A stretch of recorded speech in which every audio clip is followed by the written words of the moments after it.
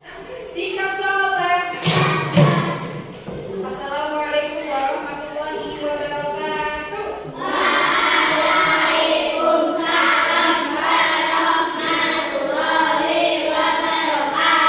Selamat pagi semuanya. Alhamdulillah di pagi yang luar biasa dan ceria ini semuanya sehat. Semangat.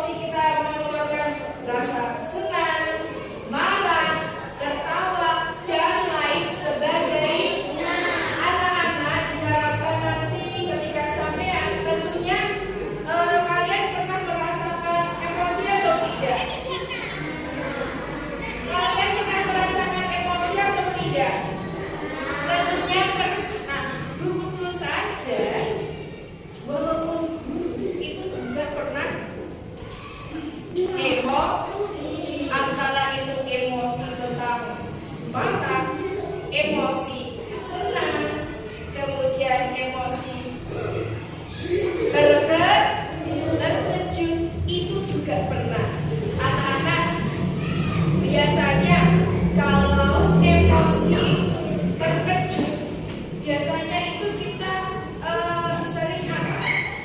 Mendapatkan semisal contoh saja Mas Alwi nanti malam itu ulang tahun. Kemudian Mas Alwi itu sore hari dia bermain dengan teman. Kemudian Alwi itu pulang. Setelah pulang ke rumah, buka lawang. Apa yang dia rasakan? Kaget, terkejut. Karena Mas Alwi dapat surprise dari orang tuanya. Mas Alwi kasih yang kita tunjukkan. Macam-macam emosi itu banyak sekali.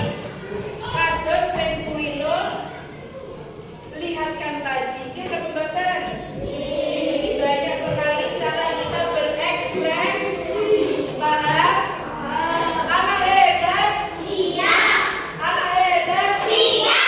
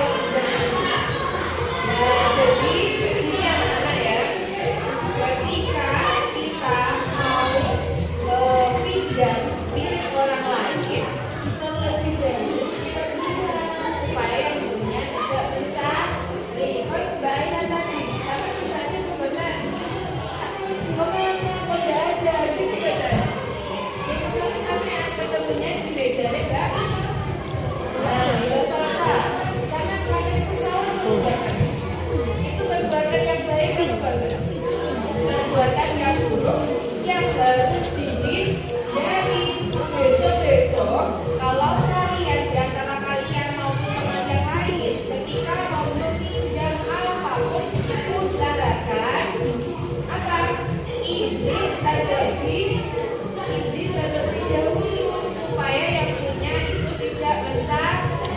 Itu termasuk perbuatan yang tidak baik. Kita kan diajari kalau di sekolah harus itu rukun, harus itu yang sopan santun dan perbuatan.